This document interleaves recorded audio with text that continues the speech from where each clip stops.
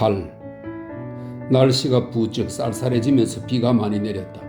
이로써 우리의 나들이도 끝나버렸다. 아쉽지는 않았다. 드리필드 부인이 조지 캠프와 만나는 것을 목격한 뒤로 얼굴을 어찌 마주해야 할지 난감했기 때문이다. 충격을 받았다기보다는 의아했다. 늙은 남자에게 키스받는 것을 어찌 좋아할 수 있는지 도무지 이해가 안 되었고, 그간 소설들을 읽어대 내 머릿속에는 조지 경이 그녀를 억압하고 있다는, 그녀의 비밀을 알고 그것을 빌미로 혐오스러운 포옹을 강요하고 있다는 공상이 오갔다. 나의 상상력은 극단적 상황들을 제시했다. 중혼, 살인, 문서위조, 책 속의 악당치고 무력한 여자를 상대로 이러한 범죄를 들먹이며 협박하지 않는 자가 없었다. 드리필드 부인이 수표에 배서했는지도 몰랐다. 나는 이게 어떤 뜻인지 잘 몰랐지만 그 결과가 치명적이라는 것은 알고 있었다. 그리고 괴로워하는 그녀를 상상하고 영웅적 면모와 기발한 재주가 절묘히 조합된 솜씨로 비열한 협박범의 고통에서 그녀를 구출하는 나를 떠올렸다. 아무리 그래도 조지 경의 애무를 억지로 받아들였다고는 도저히 볼 수 없었고, 귓전에 선한 그녀의 웃음소리를 몰아낼 수도 없었다.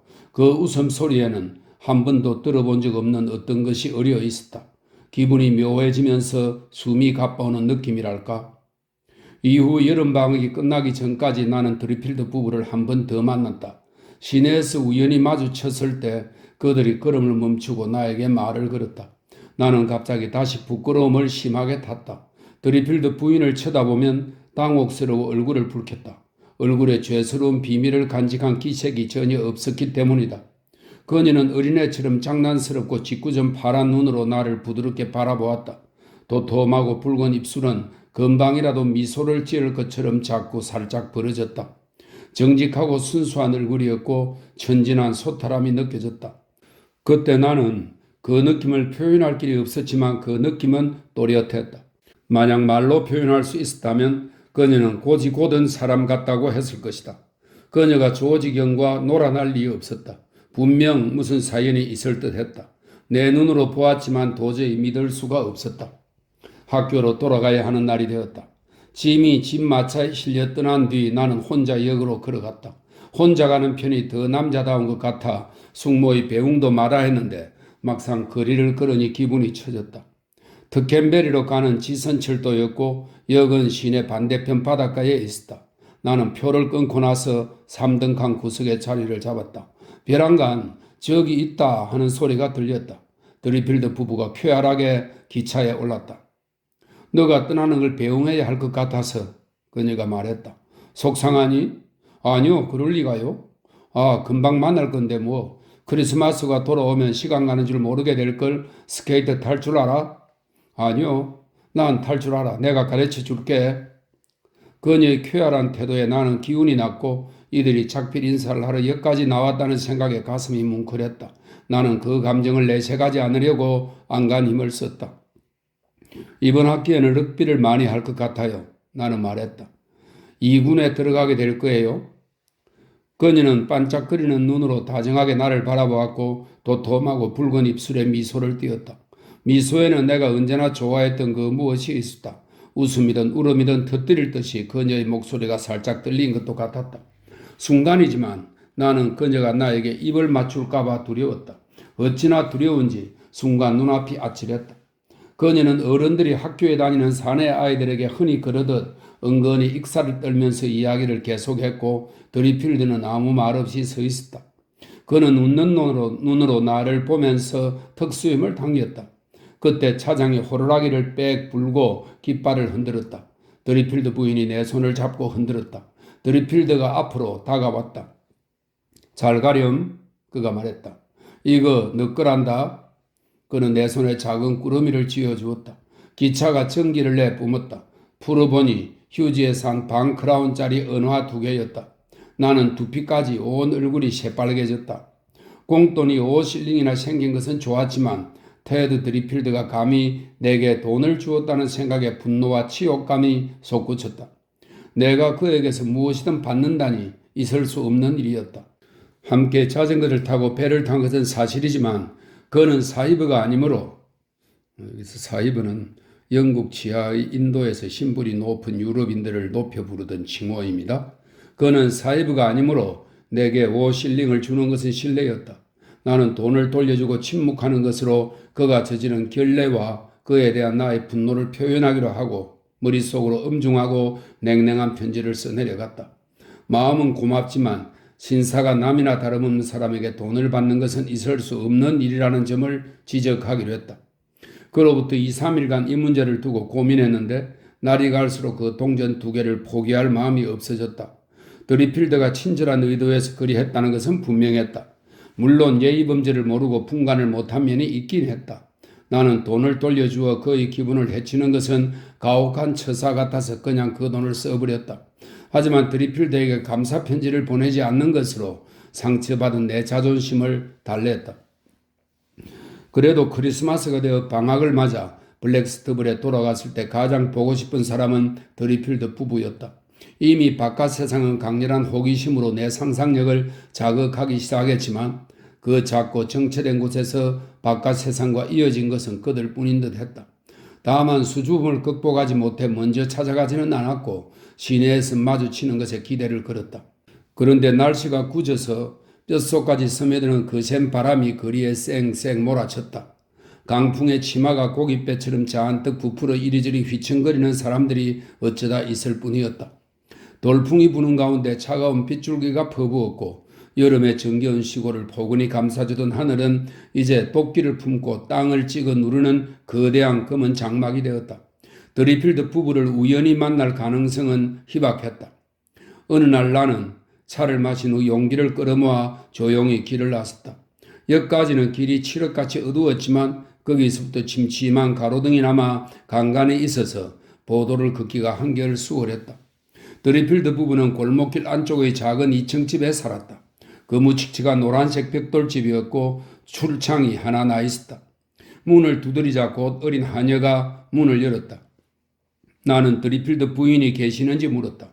그녀는 미심쩍은 얼굴로 나를 보고는 가서 보고 오겠다며 나를 복도에 세워놓고 들어갔다.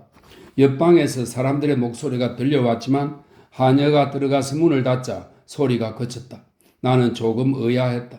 숙부님의 친구들 집에서는 난로불이 꺼져 있고 가스등을 켜야 하더라도 찾아온 사람은 일단 응접실로 안내했기 때문이다. 그런데 문이 열리고 드리필드가 나왔다. 복도에 불빛이 한 줌뿐이라서 처음에는 누구인지 모르다가 곧 나를 알아보았다. 오, 너로구나. 그렇지 않아도 널 언제 보러 갈지 생각하던 참이다. 그러고 나서 소리쳤다. 로지, 샌든 군이 왔어. 외치는 소리가 나더니 어느새 드리필드 부인이 복도로 나와 내 양손을 붙잡고 흔들었다. 들어와, 들어와. 외투 벗고. 날이 굳지. 엄청 추웠겠다. 그녀는 내가 외투 벗는 것을 거들고 목도리를 벗겨주고는 손으로 모자를 낚아챈 뒤 나를 방으로 데리고 들어갔다. 덥고 갑갑한 작은 방이었는데 가구가 가득했고 난로불이 타고 있었다. 목소관이 없는 가스등이 있어서 둥근 간유리 갓 안의 심지 세계가 눈이 부시도록 방을 환히 비추었다. 방 안에 담배 연기가 자욱했다. 나는 얼떨떨하기도 하고 야단스러운 환대에 당황해서 내가 들었을 때 자리에서 일어선 두 남자를 알아볼 겨를이 없었다. 그러다가 그들이 부목사 갤러웨이와 조지 경이라는 것을 알아보았다. 나와 악수를 나누는 부목사는 긴장한 기색이 역력했다. 안녕? 나는 드리필드 씨에게 빌린 책을 돌려주려고 방금 왔어. 드리필드 부인께서 차를 마시고 가라고 아주 친절히 말씀해 주셔서 있던 참이야. 얼핏 드리필드가 부목사에게 의아한 표정을 지은 듯 했다. 그는 불의의 재물이 어쩌고 하는 말을 했는데 무슨 인용구 같았지만 당시 나로서는 그 뜻을 알 길이 없었다. 갤러웨이 씨가 소리내어 웃었다. 그건 모르죠. 갤러웨이 씨가 말했다. 세리와 죄인은 어떻습니까? 나는 그 말이 참 멋대가리 없다고 생각했지만 곧 조지 경에게 붙잡혀 그를 상대해야 했다. 도무지 가리는 것이 없는 자였다. 어이 젊은이, 방학을 맞아 집에 온 건가? 이야, 훌쩍 커서 어른이 다 되었군 그래? 나는 조금 쌀쌀맞게 악수를 했다. 오지 말걸 후회가 됐다. 내가 진한 차를 한 잔 타줄게. 드리필드 부인이 말했다. 차는 이미 마셨어요. 한 잔 더 마시지 그래? 조지경이 마치 이 집의 주인인 양 말했다. 참으로 그자다운 은행이었다. 자네처럼 덩치 큰 친구라면 잼과 버터를 바른 빵 하나쯤은 언제든 뚝딱 해치울 게 아닌가. 게다가 우리 안주인께서 고운 손으로 손수 한 조각 잘라 주실 테니. 찻상이 아직 그대로였고 그들은 탁자에 둘러앉아 있었다. 내가 앉을 의자가 마련되었고 드리필드 부인이 내게 케이크를 한 조각 잘라 주었다. 테드에게 노래 한 곡 불러보라고 청하던 참이었지? 조지 킹이 말했다. 부탁하네 테드. 군인의 일생을 불러 테드. 드리필드 부인이 말했다. 난 그게 좋더라.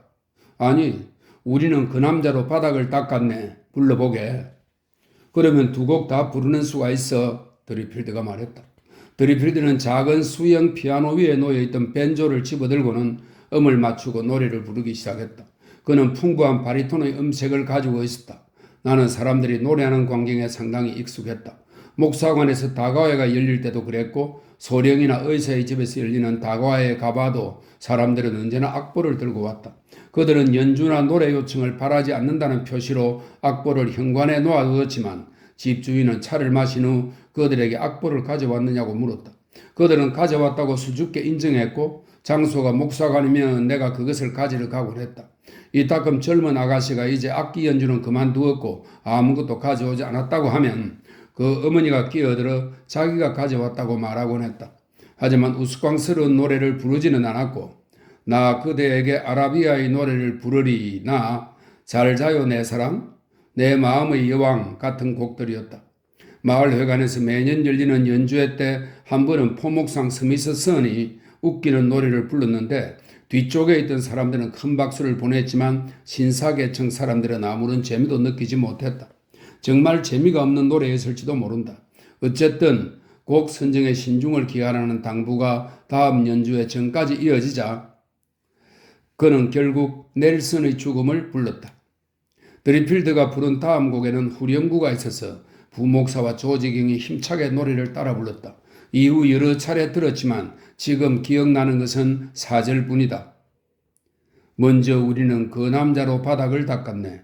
그를 계단 위로 질질 아래로 질질 그 다음엔 방 여기저기로 끌고 다녔네. 탁자 밑으로 의자 위로. 노래가 끝났을 때 나는 예의를 차리느라 드리필드 부인에게 고개를 돌렸다. 한 곡 부르실래요? 내가 물었다. 그럴까? 하지만 내 노래는 늘 엉망이라 테드가 부르지 말라고 해. 드리필드는 벤조를 내려놓고 파이프 담뱃대에 불을 붙였다. 그나저나 책은 어떻게 되어가나 테드? 조지경이 유쾌하게 말했다. 오, 잘 되어가 쓰고 있는 중일세. 우리 착한 테드가 책을 다 쓰고 참. 조지경이 웃음을 터뜨렸다. 때로는 진득하니 점잖은 일을 해보면 어떻겠나? 내 사무실에 자리를 하나 마련해 주겠네. 오, 난 괜찮아. 그냥 놔둬 조지. 드리필드 부인이 말했다. 아이는 글 쓰는 걸 좋아해. 그래서 내가 늘 하는 말이 있어. 아이가 행복하면 안 될 것 없지 않느냐고. 뭐 내가 책에 대해 잘 안다는 얘기는 아니고 조지경이 말했다. 그런 말 하지 말게. 드리필드가 웃는 얼굴로 끼어들었다. 페어 헤이번 널슨 작가라면 부끄러워할 필요가 없지. 갤러웨이 씨가 말했다. 비평가들이 뭐라든 난 신경 안 써. 이보게 테드. 어릴 때부터 자네와 알고 지낸 내 입장에선 아무리 애써도 그걸 읽을 수가 없었네. 아이 왜들 이래. 책 이야기는 꺼내지 마. 드리필드 부인이 말했다. 우리랑 같이 노래 한 곡 더 불러 테드. 난 그만 가보겠네. 부목사가 말했다. 그는 내게 고개를 돌렸다. 둘이 같이 걸어가면 되겠군. 내가 읽을 만한 것 좀 없나 드리필드? 드리필드는 구석 탁자 위에 쌓인 새 책더미를 가리켰다. 골라봐. 세상에 많기도 하네. 나는 그것들을 탐욕스럽게 쳐다보며 말했다. 오, 모두 쓰레기야. 내게 서핑을 써달라고 보낸 것들이지. 이거 다 어떻게 할 거예요? 특캔베리에 가서 팔아야지. 고기값에 보탬이 될 거야. 둘이 같이 그 집을 나설 때 부목사는 책 몇 권을 팔 밑에 낀 채 내게 물었다. 숙부님한테 말씀드리고 여기 온 거야? 아니요, 산책하러 나왔다가 갑자기 생각나서 들렀어요. 물론 이것은 사실과 거리가 멀었다. 하지만 이제 나는 사실상 어른이라 할 수 있는데도 숙부가 여전히 깨닫지 못하고 본인이 못마땅해 하는 사람들은 나도 만나지 못하게 한다는 것을 부목사에게 밝히고 싶지 않았다. 너가 말씀드릴 수밖에 없다면 모를까. 그렇지 않으면 나는 아무 말 하지 않을게. 드리필드 부부는 괜찮은 사람들이지만 너희 숙부님이 별로 탐탁지 않게 여기시니까? 알아요. 나는 말했다. 어이없는 노릇이죠. 물론 저속한 사람들이긴 한데 그의 소설은 그렇게 형편없지 않아. 게다가 출신을 생각하면 글을 쓰는 것 자체가 대단하지. 나는 돌아가는 형세를 파악하고 마음이 놓였다. 갤러웨이 씨는 드리필드 부부와의 친분을 숙부에게 들키고 싶지 않은 것이 분명했다. 그는 그가 내 이야기를 발설할 리 없었다. 숙부의 부목사가 오랫동안 후기 빅토리아 시대의 최고 소설가로 인정받고 있는 작가를 아랫사람처럼 대하는 것을 생각하면 실소가 터질 일이지만 당시 블랙스트블에서는 대부분 그를 그렇게 대접했다. 한 번은 우리가 그린코트 부인의 집에 차를 마시러 갔을 때의 일이다. 그때 그 집에 부인의 사촌이 묵고 있었는데 옥스퍼드 대학교 교수의 아내였다. 듣기로는 고등교육을 받은 여자라고 했다. 그녀는 인컨 부인으로 몸집이 작고 주름진 얼굴이 진지한 여자였다. 짧게 자른 반백의 머리와 앞코가 네모난 부처 상단까지만 덜렁 내려온 검은색 서지 치마에 우리는 크게 놀랄 수밖에 없었다. 그녀는 블랙스트블에 등장한 신여성의 첫 사례였다. 우리는 휘청하고는 즉시 방어 태세를 취했다. 그녀가 풍기는 지성인의 면모에 우리 자신이 부끄럽게 느껴졌다. 하지만 인컨 부인이 들려주는 지인들의 이야기는 우리 모두의 흥미를 끌었다. 숙부도 옥스퍼드 출신이었는데 숙부가 묻는 사람들은 전부 세상을 뜬 것 같았다.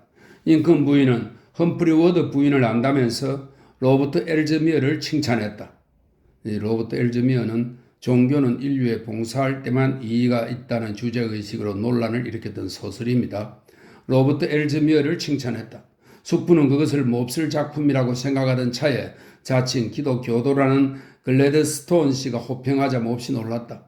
그들은 그 책을 두고 상당한 논쟁을 벌였다.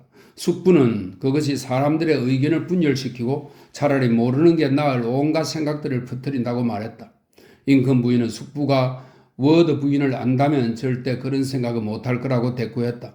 워드 부인은 인품이 대단히 고상하며 매슈 아널드 씨의 조카딸이고 숙부가 어떻게 생각하든 워드 부인이 대단히 훌륭한 동기에서 쓴 것은 분명하다고 했다.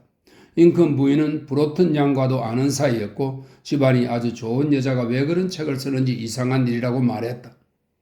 그것들이 해롭다는 생각은 들지 않던데요? 의사의 아내인 헤어포스 부인이 말했다. 나는 재미있게 읽었어요. 특히 장미처럼 붉은 그녀가 좋더라고요. 따님들에게 읽으라고 권하실 수 있겠어요? 인컨 부인이 물었다. 당장은 말고요.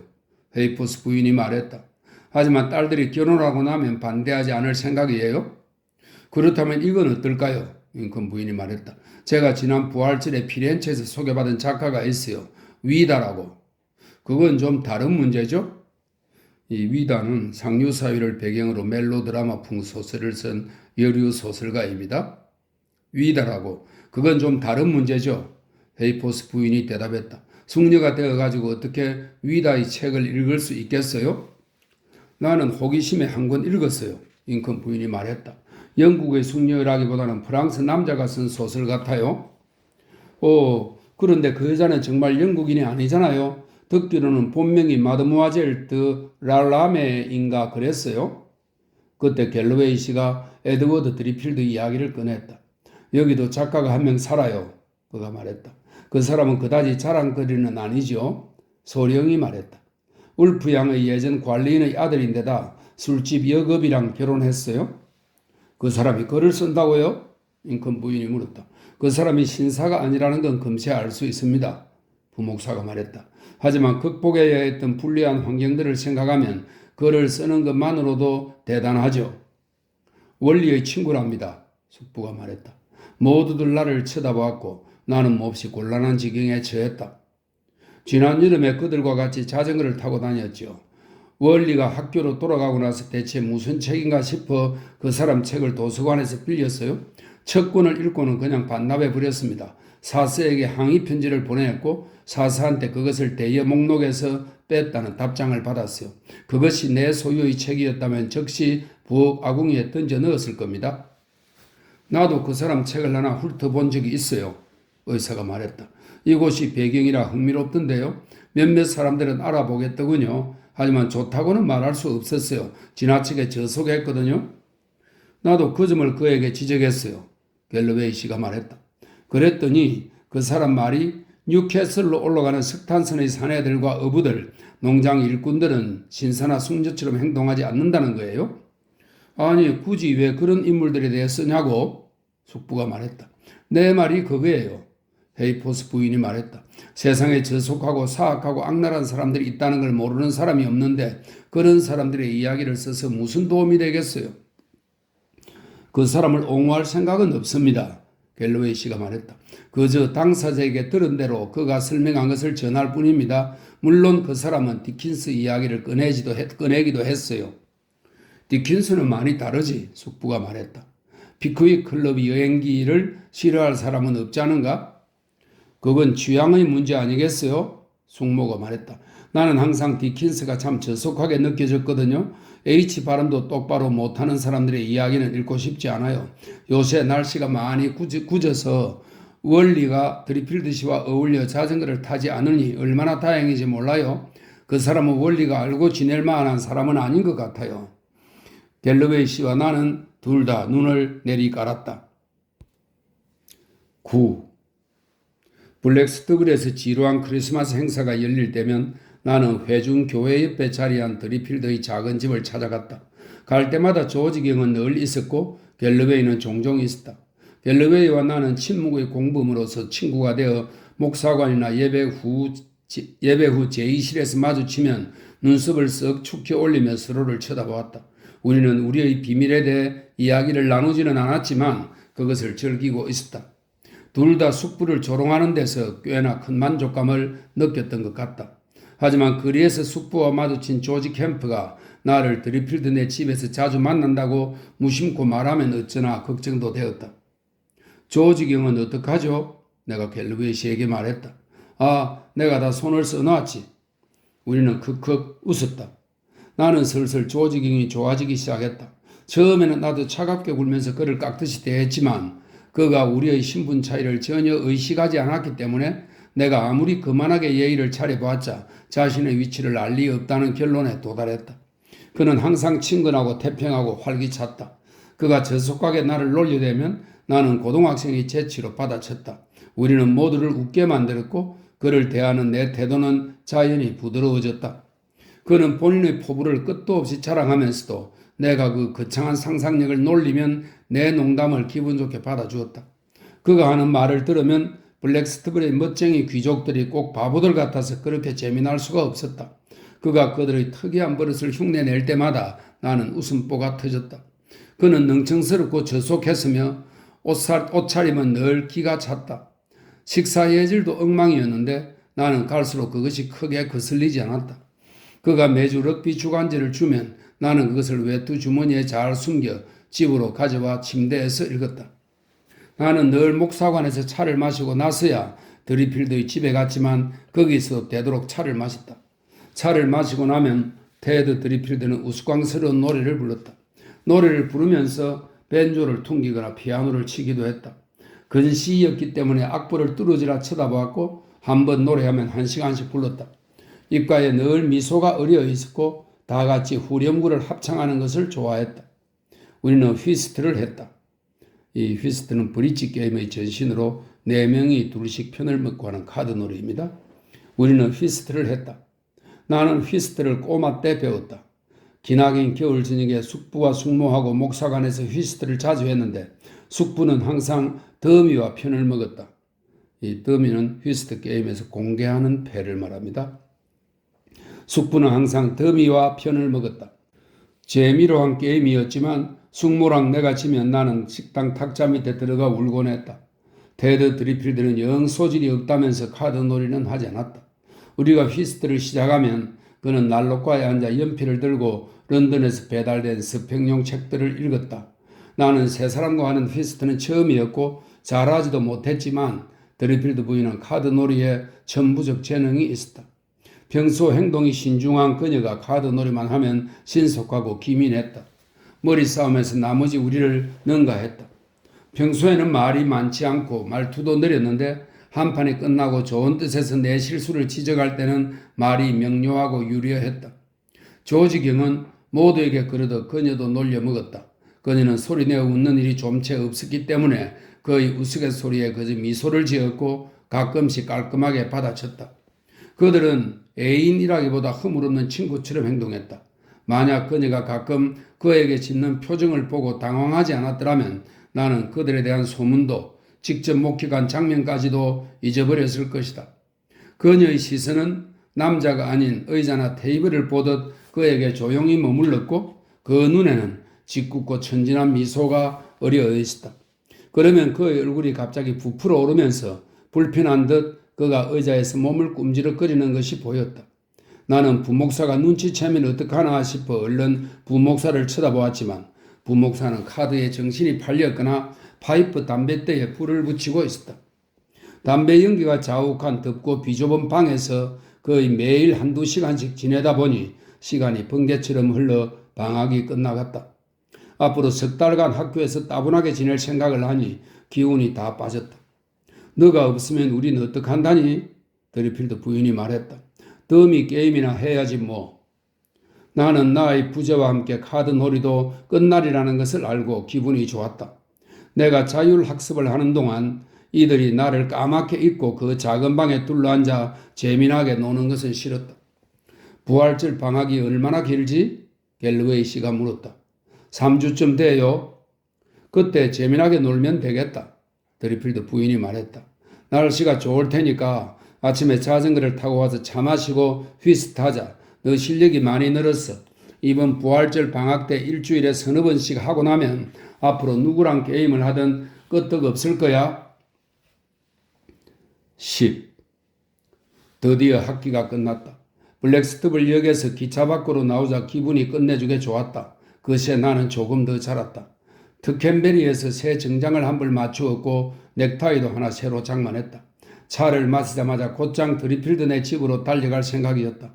제때 배달이 되었다면 새 양복을 입고 갈 수 있겠구나 싶었다. 그 옷을 입으면 상당히 어른처럼 보였다.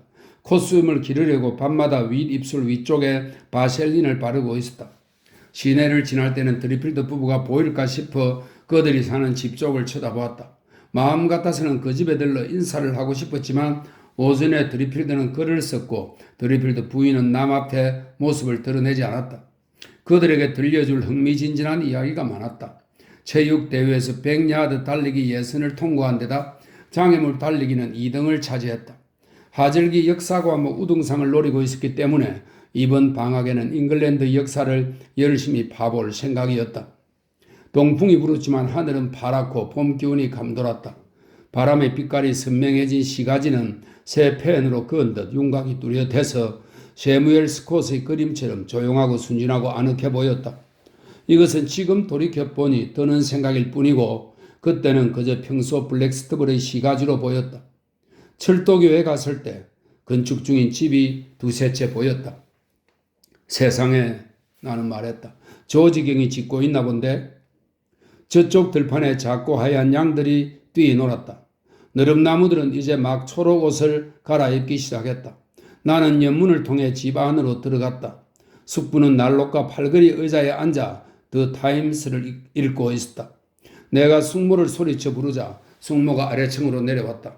숙모는 나를 보고 수척한 양쪽 뺨이 발그레지도록 흥분해 노쇠하고 마른 두 팔을 내 목에 두르더니 지극히 당연한 말을 했다. 어른이 다 됐구나. 어머나 세상에, 곧 콧수염도 나겠어. 나는 숙부의 벗어진 이마에 입을 맞추고는 벽난로 앞에 섰다. 두 다리를 벌리고서 벽난로를 등지고 있었다. 완전히 다 자라 성인이 된 것 같다 약간 우쭐거리는 기분마저 들었다. 그리고 2층으로 올라가 에밀리에게 인사를 하고 부엌에 가서 메리앤과 악수한 뒤 정원사를 보러 밖으로 나갔다. 나는 배가 고파 식탁에 앉았다. 숙부가 양고기 다리를 자를 때 나는 숙모에게 물었다. 그동안 무슨 일 없었어요? 대단한 일은 없었다. 그린코트 부인이 6주 동안 망통에 내려갔다가 며칠 전에 돌아왔어. 소령님이 통풍을 앓으셨고. 너희 친구 드리필드 부부는 달아났단다. 숙부가 덧붙였다. 뭐가 어쨌다고요? 내가 외쳤다. 달아났어. 어느 날 밤 짐을 싸서 그냥 런던으로 올라가 버린 거야. 여기저기 외상을 깔아놓고 집세도 안 내고 가구값도 안 내고 말이다. 해리스 고깃가게는 외상값이 30파운드나 된다더라. 어찌 그런 일이? 나는 말했다. 그뿐이 아니야. 숙모가 말했다. 부렸던 한여 봉급도 석 달치나 밀린 모양이더라. 나는 아연실색했다. 토할 것처럼 속이 울렁거렸다. 앞으로는 말이다. 숙부가 말했다. 좀 더 현명하게 처신해서 너희 숙모와 내가 탐탁지 않게 여기는 사람과는 어울리지 않도록 해라. 돈을 떼인 사람들이 가엾어서 어쩐다니? 숙모가 말했다. 당해도 싸지. 숙부가 말했다. 그런 사람들을 믿은 대가야. 한눈에 사기꾼들이란 걸 알아챘어야지. 그들이 왜 여기까지 내려왔는지 난 늘 그게 궁금했어요. 뽐내고 싶었던 거지. 그리고 여기서는 사람들과 안면이 있으니까 외상을 더 쉽게 칠 수 있겠다고 생각했을 테고. 나는 그것이 억척이라고 생각했지만 너무 상심해 따질 정신이 없었다. 나는 기회가 나자마자 메리앤에게 자초지종을 묻고 아는 대로 말해달라고 했다. 놀랍게도 메리앤은 이 일에 대해 숙부와 숙모하고 전혀 다른 반응을 보였다. 그녀는 깔깔 웃었다. 모두들 아주 깜빡 속았지 뭐예요? 그녀가 말했다. 돈을 거침없이 쓰니까 모두들 그 사람들의 형편이 넉넉한 줄 안 거죠. 고기를 사면 최고급 목살로 사고 스테이크도 쇠고기 안심 이하로는 안 먹었어요. 아스파라거스니 포도니 셀 수도 없어요. 가게마다 외상이 쫙 깔렸다니까요. 사람들이 어쩜 그리 바보 같은지 모르겠어요. 하지만 그것은 장사꾼들의 사정이지 드리필드 부부의 이야기는 아니었다. 그런데 어떻게 아무도 모르게 도망을 갔지? 내가 물었다. 다들 그걸 궁금해하고 있어요. 조지경이 그들을 도와주었을 거라고 하던데요. 그 사람이 마차로 옮겨주지 않았다면 어떻게 짐을 여기까지 가져갔겠어요? 조지경은 뭐라고 그러던데? 자기가 어떻게 아느냐고 아무것도 모른다고 하죠. 사람들이 드리필드 부부가 야반도주 했다는 걸 알고는 아주 난리가 났었거든요. 난 웃음이 나더라고요. 조지경은 그 부부가 무일푼인 줄 몰랐다면서 다른 사람들처럼 자기도 놀랐다고 발뺌이죠. 하지만 나는 그 사람 말을 한마디도 못 믿어요. 결혼 전 그 사람과 로즈의 관계는 모두가 아는 사실이잖아요. 우리끼리니까 하는 말인데 로즈가 결혼했다고 둘의 관계도 거기서 끝이 났을지 난 의문이에요. 지난 여름에는 둘이 들판을 거니는 걸 본 사람들이 있어요. 그 남자는 거의 매일 그 집에 드나들었고요. 사람들은 어떻게 알게 된 거야? 어떻게 된 거냐면 그들이 한여를 데리고 있었거든요. 한여에게 집에 가서 하룻밤 어머니랑 같이 자고 이튿날 아침 8시까지 돌아오라고 한 거죠. 아침에 한여가 돌아와 보니까 집 안으로 들어갈 수가 없더래요. 문을 두드리고 초인종을 울려도 아무도 나오지 않아. 옆집에 가서 그 집 안주인에게 어쩌면 좋냐고 했더니 그 안주인이 경찰서에 가보라고 한 거예요. 한여가 데려온 경찰이 문을 두드리고 초인종을 눌렀지만 아무런 응답이 없었어요. 경찰이 봉급은 받았냐 물으니까 한여는 못 받았다. 석 달치가 밀렸다. 그랬고 경찰이 내 말 믿으라. 그들은 야반도주 한 거다. 한 거죠. 그리고 나서 안에 들어가 보니까 오심의 책이며 테드 드리필드가 책이 그렇게나 많았다는데 하여튼 가진 걸 몽땅 가지고 사라졌더래요. 그 후로는 아무런 소식도 없었어? 없긴 있었죠. 그들이 사라지고 나서 일주일쯤 됐을 때 그 한여가 런던에서 편지를 한 통 받았어요. 열어보니까 글은 없고 밀린 봉급이 우편함으로 들어있더래요. 그래도 불쌍한 한여의 돈을 떼먹지 않았으니 딴에는 하느라고 한 거예요. 그러나 내가 받은 충격은 메리앤보다 훨씬 더 컸다. 나는 체면을 중시하는 청춘이었다. 독자들은 눈치채고도 남았겠지만 나는 내 계급의 관습을 자연법처럼 따랐다. 책에 나오는 어마어마한 비전, 차라리 낭만적으로 느껴졌고 빚쟁이나 대금업자야 익히 상상한 인물들이었지만 가게 외상값을 떼먹다니 비열하고 째째한 짓이라는 생각이 들 수밖에 없었다. 그래서 사람들이 내 앞에서 드리필드 부부의 이야기를 하면 심란하게 듣고만 있었고 그들과 친구가 아니었냐고 누가 물으면 키가 차서 그냥 좀 알고 지냈을 뿐이에요. 했다. 또 누가 아주 천박한 사람들 아니에요? 하고 물으면 귀족처럼 굴지는 않았어요. 하고 대답했다. 가엾은 갤러웨이 씨는 몹시 붕괴했다. 물론 나도 그들이 부유하다고 생각한 건 아니야. 그가 말했다. 하지만 먹고 살 정도는 된다고 생각했어. 집안에 아주 좋은 가구들이 있었고 피아노도 새 것이었거든. 그들이 한 푼도 치르지 않았을 줄은 상상도 못했지. 그들은 돈을 아끼는 법이 없었어. 내가 속상한 건 말이야. 기만당했다는 거야. 그들과 꽤나 자주 만났고 그들이 나를 좋아하는 줄 알았어. 항상 환영해 주었으니까. 이런 말 하면 믿기지 않겠지만 마지막으로 만난 날 나와 악수를 나누면서 드리필드 부인은 나더러 내일 또 오라고 했고 드리필드는 이렇게 말했어. 내일 차 마실 때 머핀이 나올 걸세. 그때 이미 모든 짐을 2층에 싸놓고 바로 그날 밤 런던행 막차를 탔던 거야. 조지 경은 뭐라고 하던데요? 솔직히 말하면 난 요즘 그자와 만나는 게 달갑지 않아. 하나 깨달은 바가 있거든. 나쁜 동무에 대한 짧은 격언을 가슴에 깊이 새겼지. 이 말은 뭐냐면 고린도전서 15장 33절에 나오는 말이라고 하네요. 나쁜 동무가 좋은 습성을 망친다라는 구절이라고 합니다. 나쁜 동무에 대한 짧은 격언을 가슴에 깊이 새겼지. 나 역시 조지경에 대해 같은 심정이었고 조금 불안하기도 했다. 만약 그자가 작심하고 내가 크리스마스 방학 때 거의 매일 드리필드를 보러 갔었다고 사람들에게 말한다면, 그래서 그 말이 숙부의 귀에 들어간다면 야단이 날 것은 불보듯 뻔했다. 숙부는 기만이니 변명이니 반항이니 신사답지 못한 행동이니 하면서 나를 꾸짖을 테고 나는 제대로 대꾸조차 못할 것이다. 내가 아는 숙부는 그 문제를 거기서 끝내지 않고 나의 허물을 두고두고 지적할 사람이었다. 나는 조지경을 만나지 않은 것이 천만다행이라고 생각했다. 하지만 어느 날 시가지에서 그와 정면으로 마주치고 말았다. 안녕 젊은이. 그는 내가 질색하는 호칭으로 나를 불렀다. 방학이라 돌아왔나 보군. 참 잘도 아는군요. 내 딴에 지지 않으려고 나는 비꼬아 대꾸했다. 안타깝게도 그는 호탕하게 웃어젖힐 뿐이었다. 서슬이 하도 풀해서 조심하지 않으면 본인이 베이겠어? 그는 유쾌하게 대꾸했다. 자, 자네나 나나 휘스트는 물 건너갔네. 이제 자네도 분수에 넘치게 생활하면 어떻게 되는지 알겠지? 내가 아들들에게 늘 하는 말이 있어. 1파운드 벌어서 19실링 6펜스를 쓰면 부자가 되지만 20실링 6펜스를 쓰면 가난뱅이가 된다.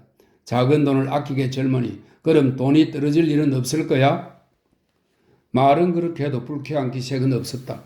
오히려 자꾸 크크 웃으대는 꼴이 속으로 이 훌륭한 검언을 비웃는 것 같았다. 사람들이 그러는데 도망가는 걸 당신이 도와주었다면서요? 나는 그에게 물었다. 내가? 그의 얼굴은 지극히 놀라는 표정을 지었지만 눈은 능글능글한 웃음기로 반짝거렸다. 사람들이 나를 찾아와 그들이 야반도주 했다고 했을 때 나야말로 기절할 뻔했는걸? 나도 석탄값 4파운드 17실링 6펜스를 못 받았네. 우리 모두가 깜빡 속아 넘어간 거야. 차랑 머핀을 대접받지 못한 갤러웨이 씨까지도. 내 눈에 조지경이 이때보다 더 능글맞게 보인 적은 없었다. 나는 그의 코를 납작하게 만들 결정타를 날리고 싶었지만 아무 말도 생각나지 않아 그만 가보겠다고 말하고는 고개만 한번 딱딱하게 까딱거린 뒤 자리를 떴다.